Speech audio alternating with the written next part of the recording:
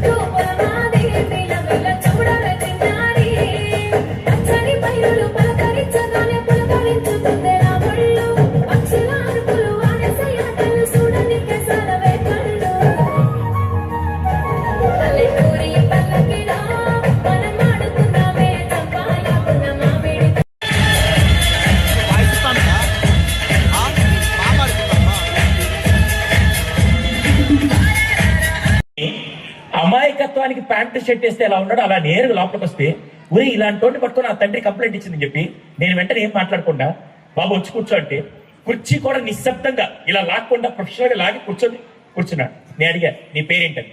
నా పేరు సురేష్ సార్ అన్నాడు. అవును, ఏం చదువుతున్నాడు? Inter second year sir. మీ నాన్న ఏమన్నా అడిగాను? అవును సార్ అడిగాను. కేటీఎం బైక్ ఐఫోన్ అడిగాను. అప్పటిదాకా అపరిచితుల్లో రాములా ఉన్నాడు. ఒక్కసారి చంద్రబాబు బైక్ వచ్చింది వాళ్ళ నుంచి. నేను వెంటనే కౌన్సిలింగ్ కదా 4 మంచి మాటలు చెప్తాను, అరే ఇప్పుడు అడగకూడదురా, రేపటి రోజు మీరు పెద్ద కొనుక్కోవచ్చు అంటే, సార్ నేను అడిగిన దాంట్లో న్యాయం ఉంది సార్ అన్నాడు. ఒరే వీడు ఎంత కాన్ఫిడెంట్ ఉన్నాడు, చెక్ చేద్దామని. అరే నువ్వు అడిగిన దాంట్లో న్యాయం ఉందని నువ్వు ప్రూవ్ చేస్తే మీ నాన్న అడిగి నేను కొనిస్తా అన్నా. అయితే మీరు కొనిస్తారా సార్ అన్నాడు. ఇది ఎక్కడ తిరిగి మళ్ళీ నాకు వచ్చేటట్టుంది. అయినా కూడా ఓకే అని చెప్పగానే వాడు ఏం చేశారు తెలుసా? సార్ అయితే జాగ్రత్త వినండి, కూర్చున్న పేరెంట్స్ అందరూ జాగ్రత్త వినండి. నేను 5వ క్లాస్లో ఉన్నప్పుడు నాకు మ్యాథ్స్ బాగా వచ్చేది కదా సార్. వెంటనే మా నాన్న వచ్చి, ఒరే నీకు మ్యాథ్సే రావట్లేదు, ఆ పక్కింటి మానసాన్ని చూడు మ్యాథ్స్ ఎంత బాగా చేస్తున్నాను కానీ, నేను వెంటనే నాన్న మాట వేదవాక్ అని చెప్పి పక్కింటికి వెళ్ళి మ్యాథ్స్ నేర్చుకొని వచ్చా. మా నాన్న హ్యాపీ, నేను హ్యాపీ. అయిపోయింది. 10th లో ఉన్నప్పుడు ఒక్కరోజు కూడా టాలెంట్ టెస్ట్ లో ఒక్క మార్క్ వచ్చేది కదా, ఒక ప్రైజ్ వచ్చేది కాదు. మళ్ళీ మా నాన్న వచ్చి, ఒరే నిన్ను మంచి స్కూల్లో చేస్తున్నా, ఏ రోజు ఒక ప్రైజ్ తీసుకొచ్చా, ఆ పక్కింటి సుబ్బారావు కొడుకుని చూడు ఎంత బాగా చేస్తున్నాడంటే. ఎంతమందికి అర్థమైంది? రైట్. ఇప్పుడు మానస ఇంటర్ సెకండ్ ఇయర్ చదువుతుంది, సుబ్బారావు గారు అబ్బాయి ఇంటర్ సెకండ్ ఇయర్ చదువుతున్నాడు, నేను ఇంటర్ సెకండ్ ఇయర్ చదువుతున్నా. మానసకి వాళ్ళ నాన్న కంపెనీ కొనిచ్చాడు, సుబ్బారావు గారు వాళ్ళ అబ్బాయికి పల్సర్ 150 బండి కొనిచ్చాడు. ఇప్పుడు మా నాన్న KTM బైక్ అడగడం తప్ప అని అడిగాడు. తప్ప రైటా అండి?